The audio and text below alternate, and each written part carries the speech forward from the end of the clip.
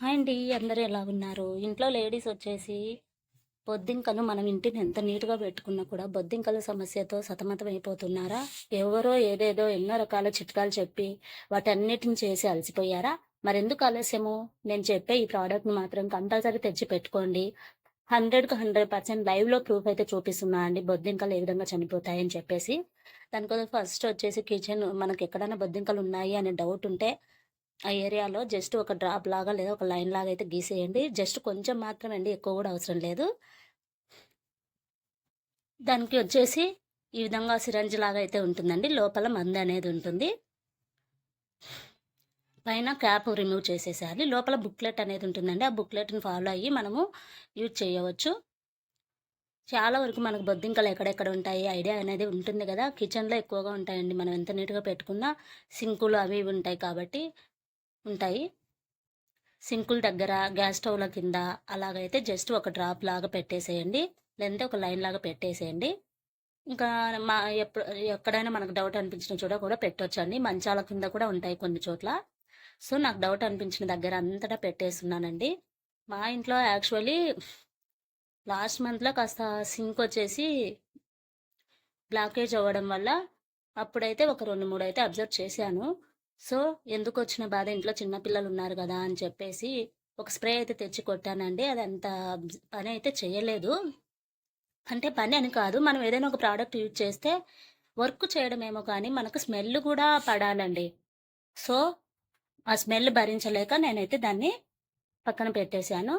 So, hitter anti రోకచోల్ చాలా చోట్ల విన్నానండి. నేను వీమార్ట్‌కి వెళ్ళిన ప్రతిసారి చూస్తూనే ఉన్నాను. తీసుకుందామా? తీసుకుందామా? అని చెప్పేసి. కానీ ఇంట్లో ఉన్నాయో లేదో అని డౌట్ అయితే ఉండేది. ఎనీవే నిన్నైతే తెచ్చుకున్నాను. తెచ్చుకొని ఈ విధంగా పెట్టేసేసరికి అస్సలు తెలుసా వితిన్ 5 మినిట్స్‌లోనే బొద్దింక ఒక్కటి చస్తే చాలండి. అది ఇంకో దాన్ని పోయి అట్రాక్ట్ అయ్యి అది ఏదో మొత్తానికైతే ఒకదాని వెంట ఒకటైతే క్యూలో చనిపోతున్నాయి తెలుసా. ఉదయం లేచేసరికి చూస్తే ఎన్ని చనిపోయాయంటే మా ఇంట్లో ఎక్కడైతే లేవు కానీ కిచెన్‌లో నేను అనుకున్నట్లే సింక్ దగ్గర అయితే ఉంది. అవన్నీ ఒకే చోట స్టోరేజ్ అయిపోయాయి.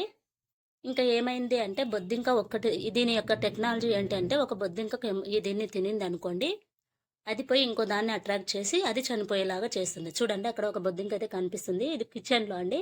దాన్ని పెట్టగానే స్పాట్‌లో అయితే చనిపోయింది.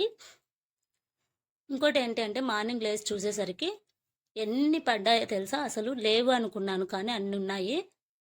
ఇంకోటండి ఈ ప్రాసెస్ మొత్తం నైట్ టైం మాత్రమే స్టార్ట్ చేయండి. ఎందుకంటే బొద్దింకలు మ్యాక్సిమం తిరిగేది నైట్ టైం మాత్రమే అండి. ఉదయం పూట తిరగవు. అవి మనం లైట్స్ ఆఫ్ చేసిన తర్వాత మాత్రమే తిరగడానికి ఛాన్సెస్ ఉంటాయి. సో, ఈ ప్రాసెస్ అంతా నేనైతే నైటే చేశాను. మార్నింగ్ చూసేసరికి చూడండి ఎన్ని బొద్దింకలు ఉన్నాయో కదా! లేవు అని మనం అనుకోకూడదండి. ఎందుకంటే ఇప్పుడొచ్చేసి మొత్తం రెంట్ హౌస్‌లలో డ్రైనేజ్ ప్రాబ్లమ్స్ ఉండొచ్చు, సింక్ ప్రాబ్లమ్స్ ఉండొచ్చు, ఎక్కడైతే తడి ఉంటుందో అక్కడంతా ఉండొచ్చు.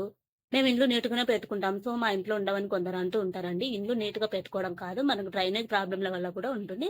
చూడండి ఎన్ని బొద్దింకలో.